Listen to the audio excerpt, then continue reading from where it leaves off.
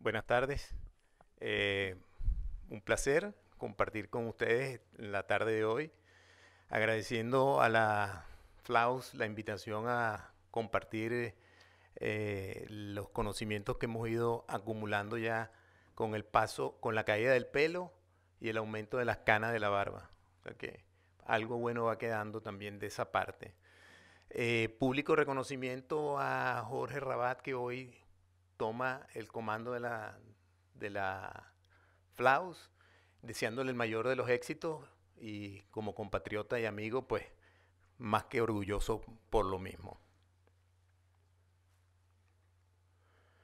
Realmente definimos a cáncer como aquel grupo de enfermedades con crecimiento incontrolado y disociación de células, diseminación de células anormales, disculpen el error, con riesgo potencial de muerte.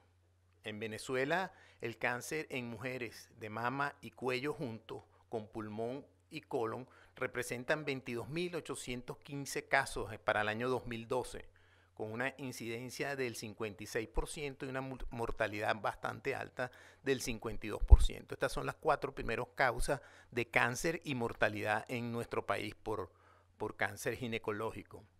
Pero las 2 primeras, lo importante es que perdón, aquí hasta que uno no se acostumbra a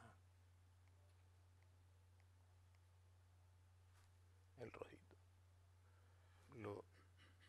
Lo importante es que estas 2 primeras representan el 35% de la mortalidad y el 40% de la incidencia de la misma. Por lo tanto, el cáncer de cuello y mama en nuestro país es un problema de salud pública y de alta relevancia. En Estados Unidos, en cambio, 12.820 casos nuevos en mujeres con 4.210 muertes, con una incidencia de 2,3 cánceres por cada 100.000 habitantes y en descenso. Y a nivel mundial, el cáncer de cuello es el 4º más diagnosticado y la 4ª causa de muerte. Traigo estos datos para demostrar la diferencia o las inequidades en cuanto a los desarrollos de los países y que esta es una patología que está altamente relacionada con la calidad socioeconómica del país.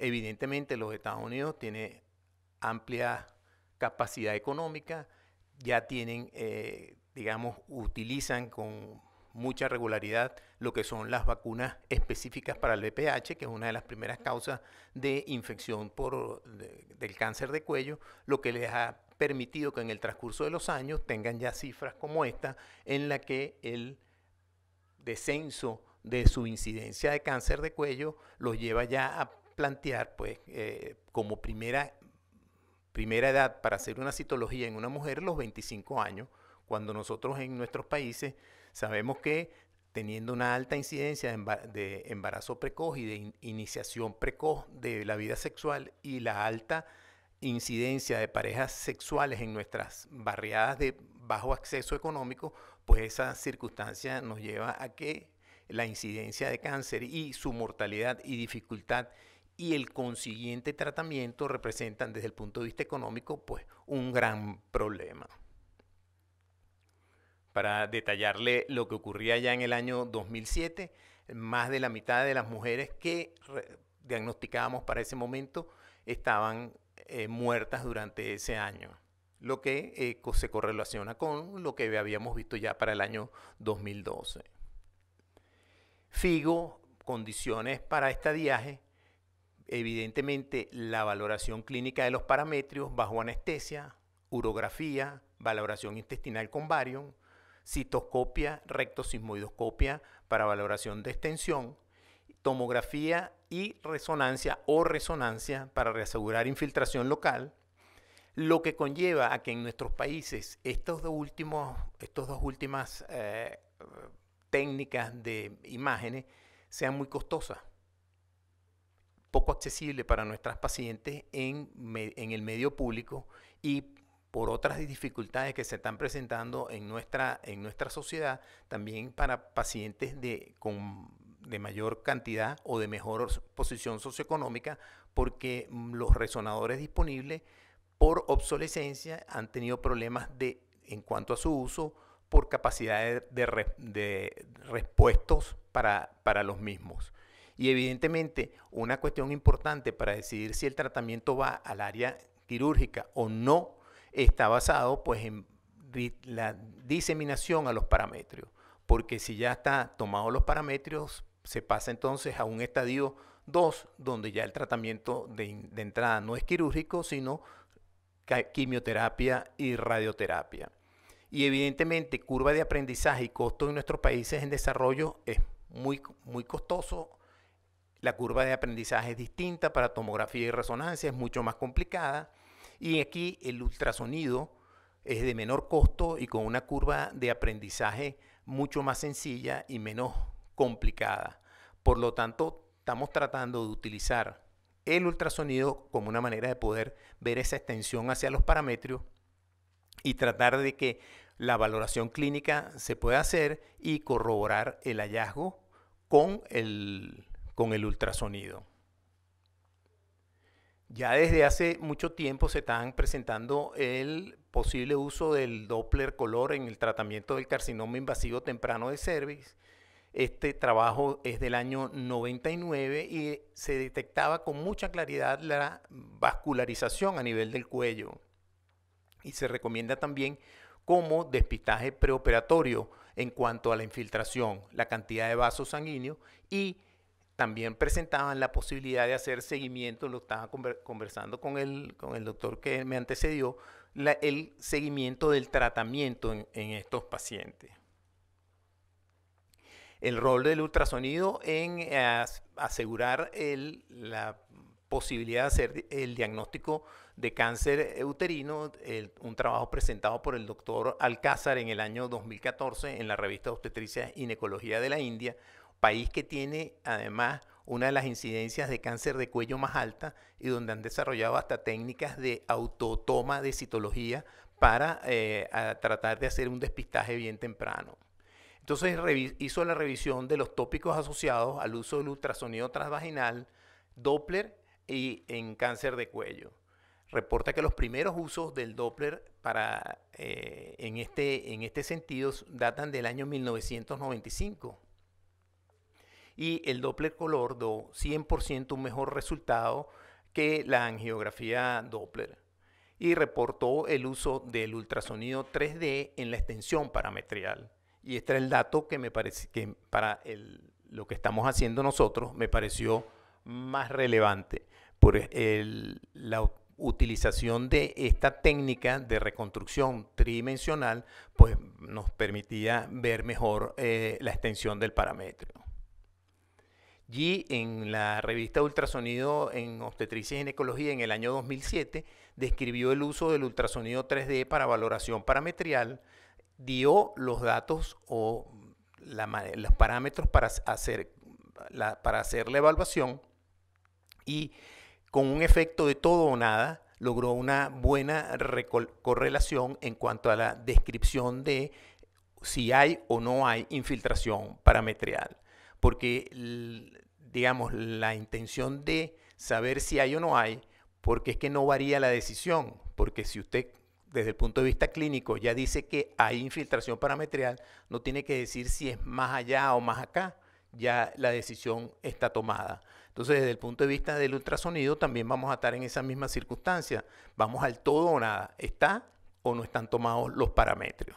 La muestra es de 28 pacientes. Basado en este trabajo y pidiéndome el asesoramiento, el doctor Diego Díaz, residente de segundo año en el posgrado de Oncología Ginecológica del Hospital Padre Machado de Caracas, que es un hospital oncológico, quisimos montar esta valoración, pues hacer nuestra propia experiencia y tratar de correlacionar, porque en el hospital utilizan la resonancia con las pacientes. Entonces estamos en un trabajo prospectivo en el que estamos tratando de, siendo yo el observador y él el observador control, yo no sé el grado de invasión o la estadificación clínica del paciente.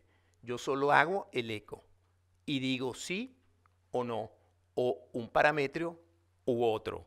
Y estamos en ese momento y tenemos hasta ahora 25 pacientes colectados, de los cuales 5 ya han sido tratados y la correlación ha sido excelente. Pues cuando hemos dicho no, no, y cuando se ha dicho sí, pues el que sabe cuál es la estadificación clínica y la decisión del servicio corrobora de que evidentemente el método dijo que había infiltración de los parámetros. Por lo tanto, es un trabajo en el que yo actúo como un observador ciego con un controlador que sabe cuál es la extensión clínica y cuál fue la decisión del servicio, pero no me la transmite a mí, sino una vez que hayamos terminado el estudio.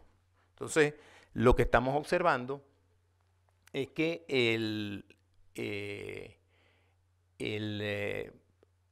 estamos logrando hasta ahora, este trabajo lo traje como para que se vieran que hay otros, ¿cómo se llama? Hay otros investigadores que están haciendo la misma experiencia y están obteniendo una correlación hasta de un 75% con los hallazgos que se obtienen por resonancia, cuando la resonancia era lo que considera la FIGO como la mejor manera para lograr la estadiación. Entonces nosotros, tomando los parámetros de G, hacemos magnificación del cuello, claramente observamos la zona donde hay un cambio arquitectural y podemos observar la lesión. Lo único que yo sé es que son pacientes con cáncer invasivo de cuello, porque si no, no van a un criterio de exclusión, evidentemente. Podemos hacer la valoración por Doppler. Vemos que en este caso había muy poca vascularidad y es una manera de poder tener un patrón si el paciente no va a cirugía, sino a tratamiento de radio o quimioterapia, poder hacer una valoración de qué está ocurriendo o cuál fue la respuesta de ese paciente frente al tratamiento que está recibiendo. Y después lo que logramos es, al hacer la reconstrucción volumétrica, nos vamos a la reconstrucción y observamos este bichito, endocervix, borde anterior, que sería el vesical, borde posterior, que es el borde hacia la zona rectal, y las dos zonas de parametrio. Buscamos es la continuidad de esta señal que se hace más refringente en los bordes, perdón,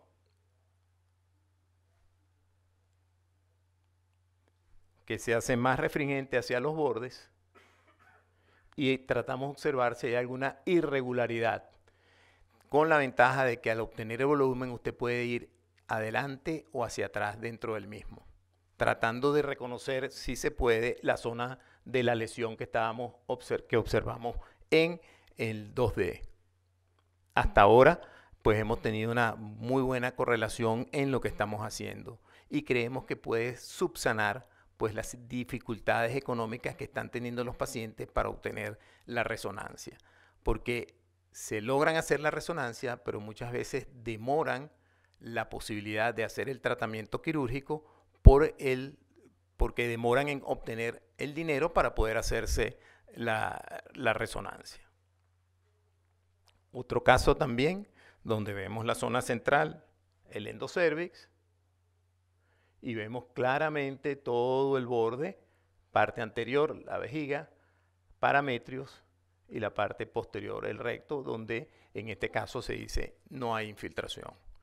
Una de las cosas bien importantes quizás también a futuro, y sería cuestión de seguir explorando qué es lo que vamos a obtener, es que muchas ocasiones en que el estadio clínico indica que no hay infiltración parametrial, resulta que hacia el espacio vesicouterino, que es bastante complicado hacer el diagnóstico por el tacto, pues haya problemas infiltrativos en esa zona y cambió la estadificación sin haber podido hacer un estudio totalmente adecuado. Esta es la manera. Básicamente hacemos la máquina hace los tres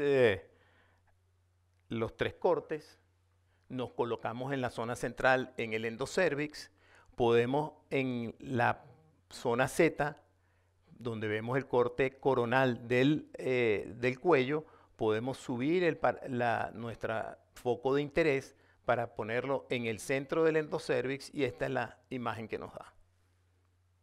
O sea que el método como tal es bien sencillo, no es muy complicada la reconstrucción que se necesita. Básicamente la curva de aprendizaje la hice previa con mis pacientes que no estaban con problemas de cáncer de cuello, aplicando la estandarización del trabajo que les presenté y logrando entonces observar claramente y pudiendo ver con mucha facilidad pues la zona parametrial, la parte anterior y posterior del cuello y tener entonces una idea, como yo siempre he dicho, para poder ver lo que está anormal, primero tengo que saber cómo se ve lo normal. Y la manera que hice fue esa. Hice unos 50 pacientes previos de mi consulta privada que iban a control ginecológico o referidas a mi consulta para un eco por cualquier otra circunstancia no relacionada con cáncer de cuello. Y hice mi curva de aprendizaje para lograr la imagen en reconstrucción. Entonces, traigo esta experiencia que estamos realizando con ocasión de que cualquiera que quiera también y a través de internet poder compartir imágenes y poder compartir pues parte de este mismo estudio, hacerlo en conjunto para tratar de mejorar o dar una herramienta más para la valoración de cuello uterino.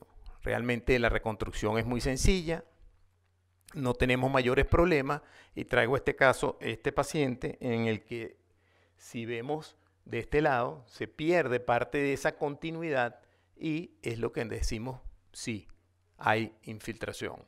Y este caso sí, y había sido clínicamente derivado no para cirugía, sino para ser tratado con quimio y radioterapia. Evidentemente todavía el trabajo está en prospección, estamos trabajando para lograr la cantidad de pacientes necesarios. Sabemos que en nuestro país estamos ahorita por situaciones bien complicadas en la que varias veces teníamos pacientes citados para hacerle el estudio y no podían llegar porque tenemos, como ustedes saben, más de 100 días donde todos los días hay una huelga por algo, hay una salida. Y traía esta experiencia para tratar de mostrarle pues lo que a pesar de todas las dificultades estamos pues tratando de llevar adelante un país. Quería hacer un pequeño homenaje a mi sobrino que murió en esta circunstancia el día 10 de mayo. Fue asesinado durante una manifestación por un disparo de las fuerzas policiales de mi país, cosa que pues sencillamente lo traigo como un pequeño homenaje y como un recordatorio pues de que cuando los países entran en dificultades y entran en discordancia, pues los que sufren son los más débiles y los que como él, periodista recién graduado, lo que trataba era de que tener una mejor circunstancia de país para él, que no llegó a tener familia, y para el resto de su familia. Así que un pequeño homenaje para Miguel, que pues se nos fue. Muchas gracias.